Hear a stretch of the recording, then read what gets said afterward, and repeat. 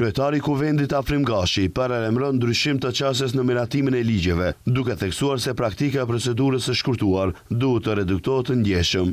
Sipas tij, kjo mënyrë e punës e kufizon transparencën dhe përjashton publikun dhe ekspertët nga procesi i ligjvënës. Si hap konkret, Gashi në një intervistë për Mian njofton se në muajin janar, Kuvendi do të miratojë një kalendar zyrtar pune me datat e përcaktuara për seancat plenare. Qëllimi, Gashi tha se është e përmirësimi i koordinimit me qeverinë dhe krijimi i kushteve që ligjet të dërgohen me kohë dhe të shqyrtohen në procedurë të rregullt.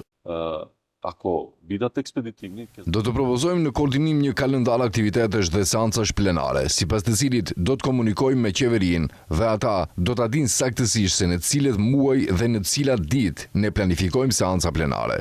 Kur të duan që një ligj të miratohet, do ta dinë saktësisht kur ta dërgojnë dhe duhet sensibilizim.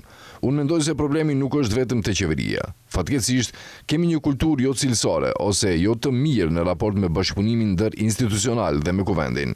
Për 34 deri 35 vjet janë mësuar t'i kryejnë punët më shpejt.